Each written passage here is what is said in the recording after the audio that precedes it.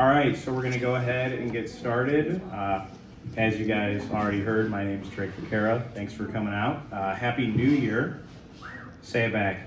Happy New Year. All right, so clearly no one here goes to church. I did the hand raise, which means you're supposed to respond, and no one did. So that's good to know. Good to start off the new year like that. It's Friday the 13th, so I'm going to share some bad luck stories. And, they're going to range from, I don't know if this is bad luck, to, okay, like this is really bad luck. So for everyone here that is studying or doing something, I'm so sorry that you picked a wonderful place such as Apothecary Coffee. Nice round of applause for them for hosting this event. We're here every second Friday in the month. It is an honor and a pleasure to be here, performing for the community, but alas, Friday the 13th. So there was this time in college, my freshman year, I was being responsible. Now, if any of you know me, me being in college and being responsible, that didn't happen a whole lot. It was like a once in a blue moon thing. But there was this history test I had to take the next day, and also Riff Raff, hit artist, was playing that night in town. And I'm like, I need to go see the Neon Icon, but I also have this test tomorrow. It's my 8 a.m. I don't want to be the guy that's, I'm not going to miss this test, because I was trying really hard so I could transfer. Not because I didn't like my school, I just wanted to go somewhere else and didn't get in because, again, being responsible, not necessarily my forte. But alas, I'm just like, oh no, I'm not going to buy tickets, it's fine. Then a friend offered me tickets and I had to say no again. And then it eventually got to the point where I get to class the next morning and the professor just says, hey, so apparently no one knew that there was a test tomorrow. Well, there's a test today, so we're not taking the test today. So I got, for being responsible, screwed by not being able to see who's probably, like, at this point, a D-list artist, which I think would have been fun, especially when you think about how rare it is for there to be white rappers and then white rappers to also be performing at your school. But again, is that bad luck or is that just bad circumstance? And are they the same thing? I don't know.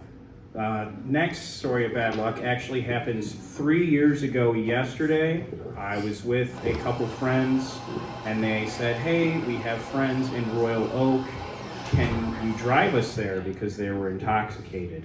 And obviously I'm like, yeah, I can drive, no problem.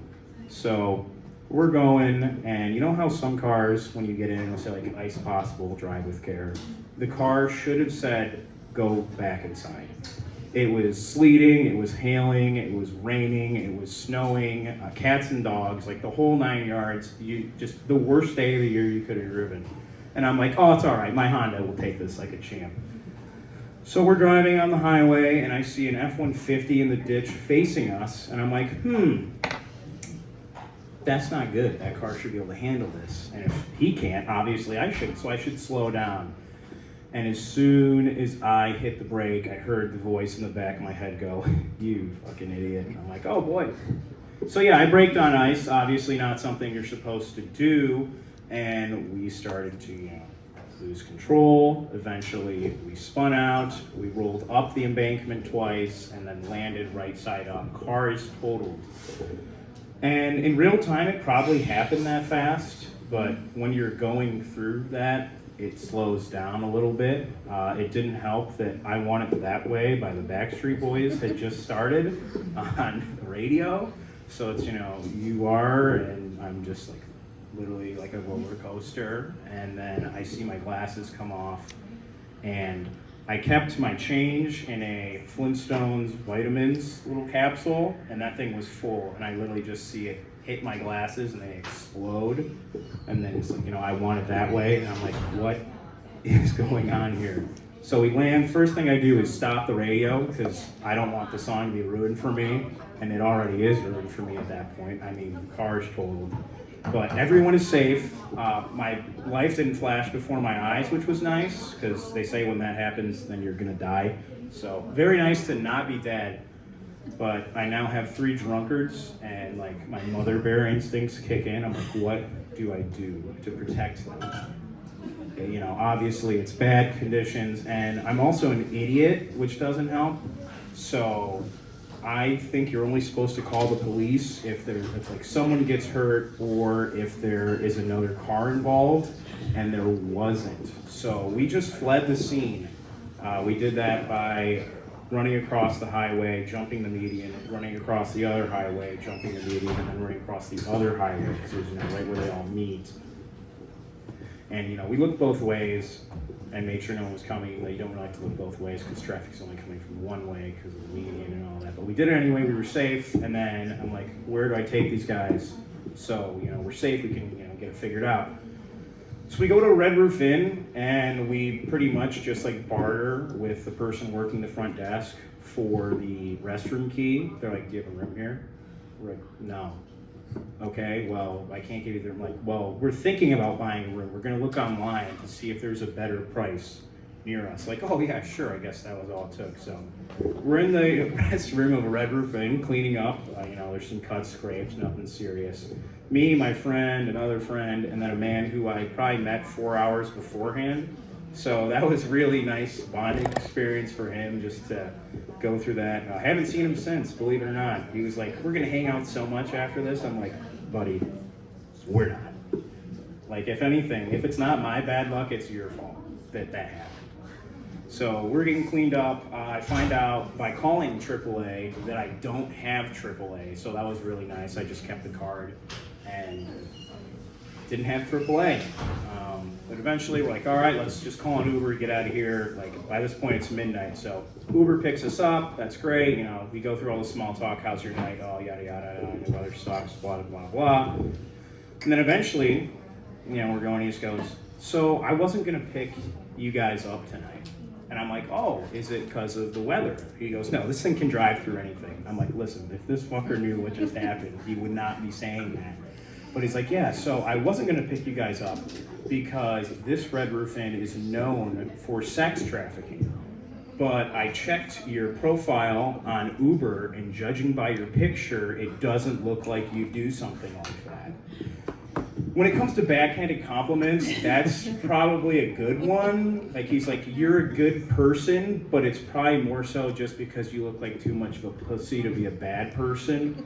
So with that, I was like, all right, this is getting off to a great start. We eventually make it home, and this is the first night at my friend's condo, and we're at the door. We're like, all right, man, open it up.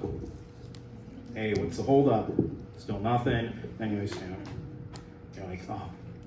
Turns around, guys, my keys are in the car. I'm like, oh, let me just go grab them. No, your keys are not in the car. Your keys are on the side of the highway in a car that's totaled with its hazards on, probably covered in 6 inches of snow. Like, what are we gonna do?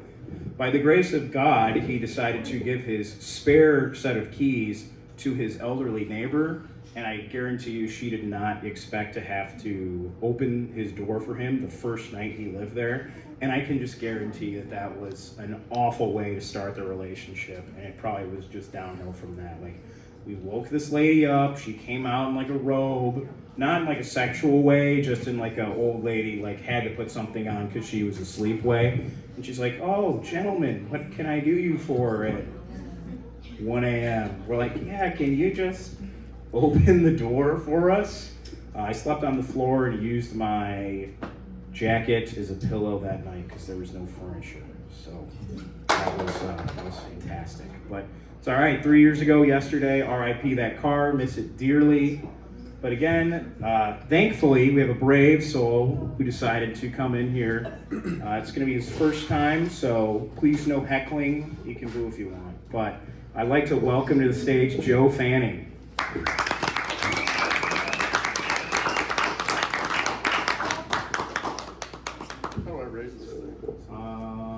I don't know. It's not mine.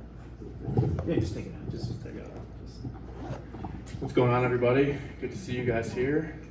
Yo.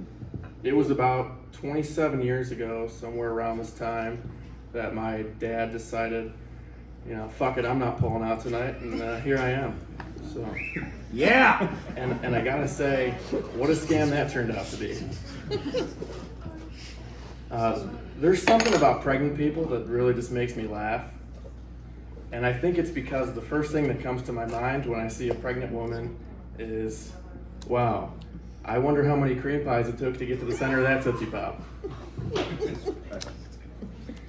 Was it a one-time thing, or is it one of the situations where someone says, "Oh, we're trying to have kids," which is equally as funny, because that just means your partner's coming home and dumping like 3 loads inside you every night. So I come from a pretty big family. I have six siblings, so there's 7 of us, and my youngest sister is actually 9 years old. So she was a bit of a whoopsie. One night my mom invites me home for dinner, so I'm never gonna turn down a free meal.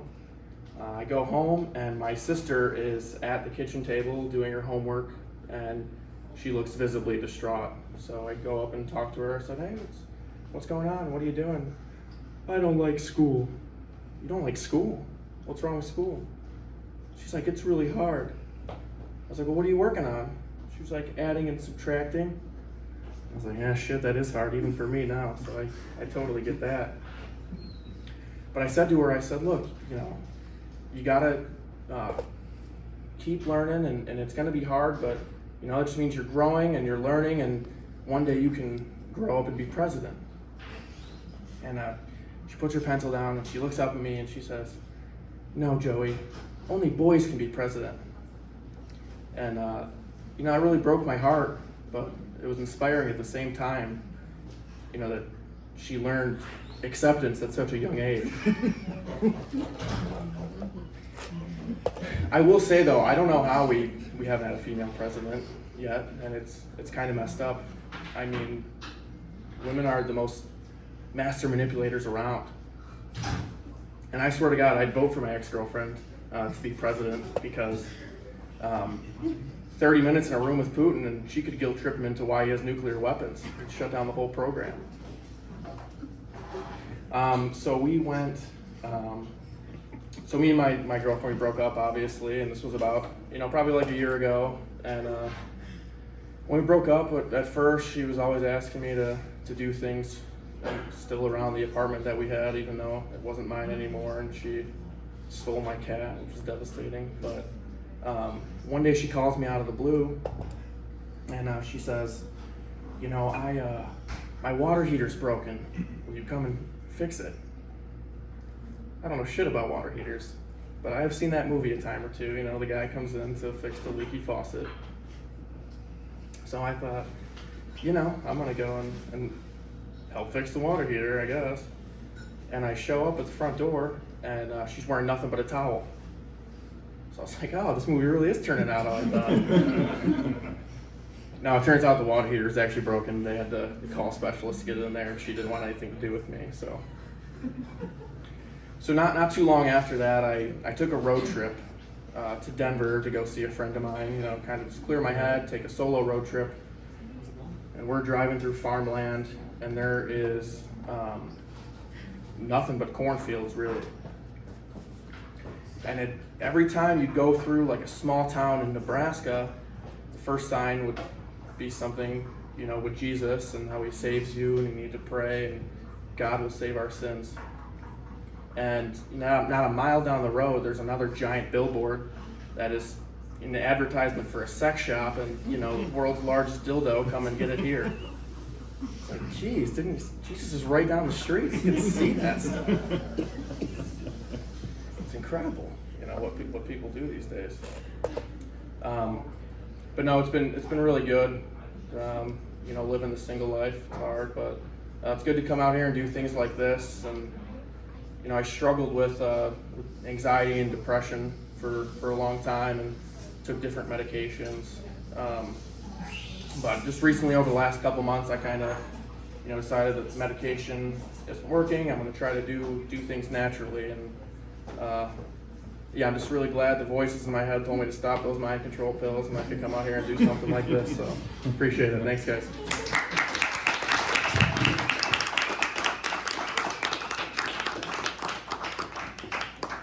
Thank you, Joe. Another round of applause for Joe, please. Thank you.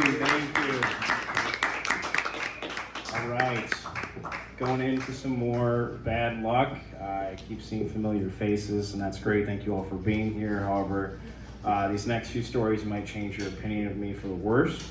So, starting next, this one, some people know this one, this is a classic. I went on a cruise for spring break, my 8th grade, with my family.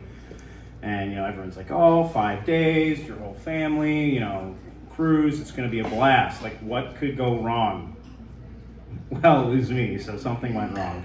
I got strep throat day 1, which was awesome. Went down to the ship doctor. They have a ship doctor. It was awesome. I think it's next to the ship jail. I don't know what you have to do to get there, but thank goodness I did not wind up there.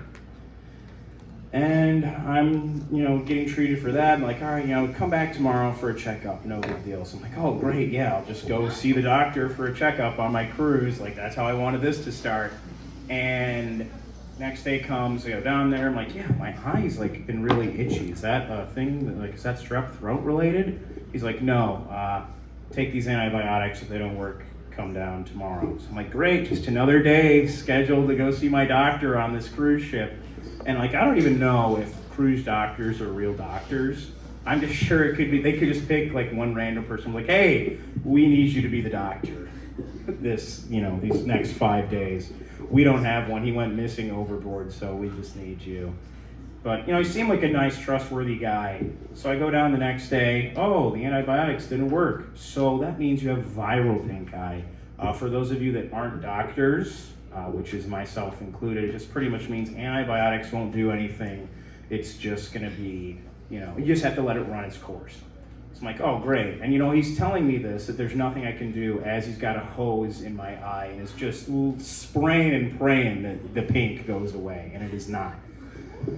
So eventually, the next day, I'm just like, hey, doc, just so you know, I'm not going to come back unless, things are substantially worse. He's like, I totally understand that. It's your cruise. But you do have to stay in your stateroom the entire time. So I started the whole quarantine as a good guy so no one else gets sick way before it was cool. And then it spread to my other eye, and it was miserable. I felt like I was in the ship prison because I wasn't allowed to do anything. I was watching Cartoon Network that was in Spanish on 4-hour blocks, which made me hate Spanish. So I don't know why I took it for 2 years in high school, but believe it or not, I didn't do very well because I hated it. It also made me hate the movie Up because I was watching that in Spanish. And I'm like, what is going on? I didn't know what was going on, I just knew it was sad. And then watching it in English, I'm like, this is a fantastic movie, but holy hell, those first 30 minutes are so sad. That's worse bad luck than I had. But eventually, the only one thing I could do is I could go to dinner. Dinner was, a nice dinner, and I got to go down there so I would be fed and not just have snacks and crap delivered to my door while I'm exiled, realistically. So, I went down. The only stipulation was I had to wear sunglasses because, I was super sensitive, yada, yada, yada. And I'm going, and this woman goes, do you need any assistance, young man? And I'm like, wow. I look that bad that where instead of asking if you need help and just expecting you to say no, but only saying it because it's nice, this lady asked if I need assistance because I am fucking gone from needing help. I do need assistance.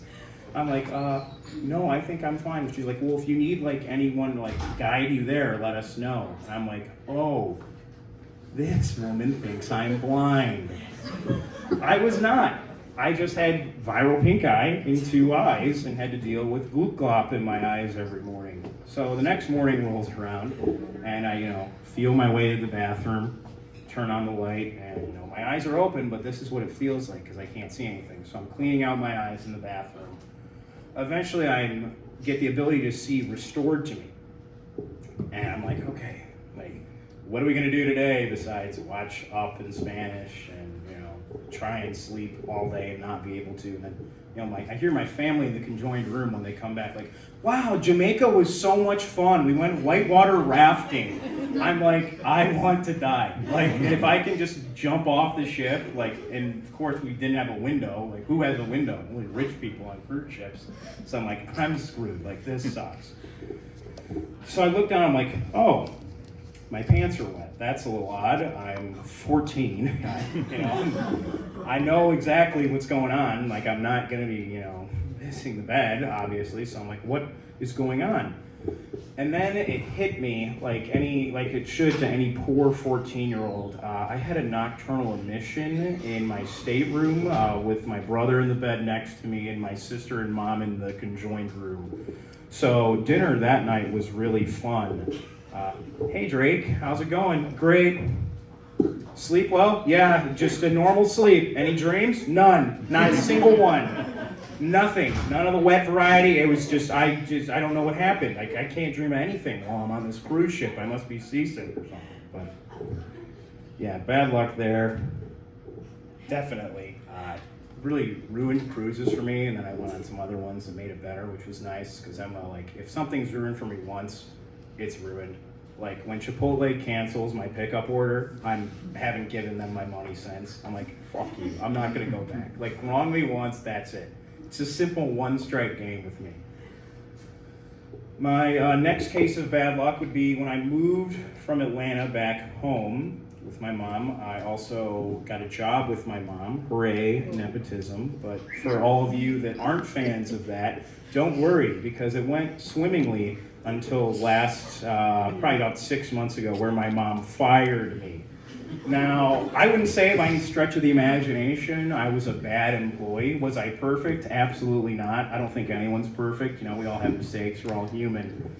But yeah, it was a little tough to just be like, get an email, hey, can you come to my office? And I'm like, oh, this is going to be like something dumb about like her needing something done in the house or whatever. And it's, yeah, so we're getting rid of your position and you're done. So it wasn't like a firing. It was just they didn't want to spend any more money on digitization, which I get, because like if your business runs like it's the 80s and you're still making money, why would you give a shit about like, maybe we should switch from paper to the internet? And like, you know, we could really be doing a lot out there. And that's why I'm not working there anymore, because I think things like that. It's also kind of funny to me that my mom fired me, because this is the same woman that in our family room has a "family is forever" sign hung up. Family is not forever in the workplace. And you know, she went out on her own accord, bought that, hung it up, and this is the same woman that has 2 divorces under her belt. So I don't know what the fuck she's talking about with family being forever. Clearly, maybe it's like a do as I say, not as I do kind of thing. Like, oh, you know, learn from my mistakes, or I don't even know if they're mistakes or if she uses that, but all I know is this is my employment now, so I guess in the grand scheme of things, thanks, Mom. Now I'm pursuing comedy, which is fantastic, and I get to do it here for all of you guys and gals and anyone in between that doesn't identify as either of those. So bad luck. I would say all those things are bad luck. And now there are 2 more instances of bad luck I can think of right out of my noggin that they're definitely bad luck. So I was with this woman in college. Wasn't anything serious, because I am not good at talking to women. I don't know where that happened. I don't know if it was just like a lack of confidence, or my parents never gave me the sex talk, or just the way I was born. But, you know, we're doing, you know, the thing, and it's all fun and games until someone rips one. And that happened to be not me who did that, and it was while I was performing an act most men don't do, because they're not giving lovers. And she tried to cover it up with a moan, and it was mistimed, so it was like, and I'm like, and I froze. I was like a deer in headlights. I'm like, what the fuck did I just hear? Like, is this happening? Like, just completely frozen. I'm like, what do I do? Like, do I send this woman home? Like, what's going on here? So obviously I just carried on as nothing happened, because I'm a good man and wasn't gonna, we all make mistakes, come on. It's not like, you know, it's not a reason to fire someone. Unless, but, so yeah, there's that. Now my biggest instance of bad luck. This one, there's no debating on whether or not it's bad luck, because it is. And if you don't think it is, sorry, you're wrong. So I hated family vacations as a kid, not because of that fucking cruise, but more so because every time we went somewhere that like you'd rather be dead than going. So like, hey, we're going to Indiana. Awesome, the crossroads of America. Who gives a fuck? It's like, hey, we're going to New Jersey. I'm like, New Jersey's on the list for where they put trash after the landfills fill up. So I'm like, awesome, these are gonna be great. And I'm house sitting for my cousin. And it's not even like house sitting. It's like, hey, can you watch the house for 3 hours? I'm like, sure, I'm 14. I've been watching houses for a couple of years. Like, we'll be fine, we'll be good. So, of course, we're gonna be good, right? We're gonna be good. We were not good.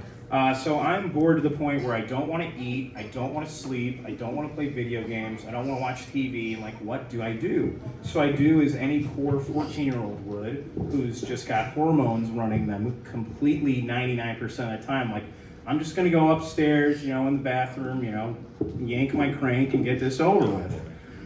So I'm like, I'm not going to be like weird about it. I'm not going to, disrespect the house. I'm not going to like look for good shit and like, what do I need? Like, maybe someone's got a magazine. One of my cousins was older than me. I'm like, oh, maybe they got the premium lotion in the master bedroom. No, I'm not going to do that. It's like, I'll find what I find, and that's what we're going to work. I had a Wi-Fi connection, an Android, and a dream. So we get in there, I find some lotion, grab it, read it. It's like, oh, purple bottle. Purple's my favorite color. Awesome. What the hell could go wrong here? It says lotion, and I get going. And then it starts to tingle, and it's not like a good tingle, like, it's bad. And then it starts to burn. And it eventually gets to the point where I'm like, okay, like, something might be wrong. So I look down at it, and it's like looking into a volcano. It's like pure red. It's got a little bit of like charred on the sides. It looks like molten rock, and like there's cracks in the skin. I'm like, what the fuck happened to me? So immediately I start freaking out. I stop, think, clearly I was a quitter back then. And I'm just like, I need to figure this out, like I'm starting to sweat. I immediately like, oh, my hand's numb. I should take care of that first, not, my penis that's on fire. So I rush over to the sink, I'm washing my hands, I'm like, okay, like, this is better. Then I'm like, all right, like, this isn't getting better. Shirt comes off, pants come off, underwear comes off, belt comes off. Don't ask why it was in that order, but I then just throw one leg up in the sink, and I'm just washing myself in the sink there. But as soon as the water touches me, it just goes tss, and it instantly evaporates. It skips pretty much like, the actual soothing part after a split second, and I am dying. I'm like, what did I use? So I grab the bottle again, I'm looking, I'm like, oh, lotion, okay. So I remove one finger, removal lotion. I'm like, okay, I don't know what this means. Remove another one, hair removal lotion. I just pretty much open up my palm and see that it is Nair hair removal lotion that I was using to masturbate as a 14-year-old in my cousin's house. So I'm like, oh my goodness, I'm gonna die. Like, what do I do? So I start like waddling down like the hallway. I'm like, I gotta go downstairs. Like, there'll be something that can help me in the kitchen. And I'm being very careful because anything that touches it makes it hurt. Thinking about it hurts, and honestly, just existing with it hurts. So I, make my way safely down the stairs, get to the kitchen, rip the freezer open, grab some ice cubes, throw them on it, and that skips a stage of matter. It goes from a solid to a gas immediately. There's no liquid. Again, it was like a moment of solace, and then nothing. I'm like, okay, that was close. We're almost there. We're on the precipice. We gotta figure it out. So I just am like ripping through drawers, find a Ziploc bag, throw some ice cubes in that, and I'm sitting in their kitchen, literally icing my boner. And I'm like, what do I do next? Then the garage door starts to open. And it's not like the little one, like if that happened, I would have been caught red-dicked and fucked in the kitchen. It was, the big one. So I'm like, okay, I'll just run upstairs and act like this didn't happen. So waddle back upstairs with my bag of ice and put my clothes back on, sprint downstairs, fighting back the tears, sitting on the couch, leg crossed, like, God, I love this show. This is great. This is perfect. And they're like, hey, how'd it go? I'm like, fantastic. It went great. I'm going to go home now. They're like, oh, you don't want to hang out a bit? I'm like, No, I think I've had my fair share of, being here for the night and call my dad, and as he's coming to pick me up, I just look down and I'm staring at myself with blue balls and a red dick. So when it comes to bad luck, I would think that's probably, it for me when it comes to how bad the bad luck goes. And this isn't like, I know some of you, when I said like bad luck, you looked at me like, oh, this is like when you get a fortune cookie and there's no fortune in it. No, this isn't that fucking schoolyard bad luck. This is omega level, top tier, like 99 percentile bad luck. So if anyone else has any bad luck they'd like to share with us, we've got another whopping 25 minutes, which I am not going to take up of your time. So other than that, everyone, thanks so much for coming out. We'll be sure to see you next month when we do it all again. Woo. And you guys know the usuals by now. If you are interested in any of my jokes or me as a person, ladies, at DF Chocolate Milk on every social media under the sun. You can watch a recording of this if you loved it so much, or you can watch me review mac and cheese. So other than that, everyone, you can hit that music for me. Thanks for coming out. Have a great night.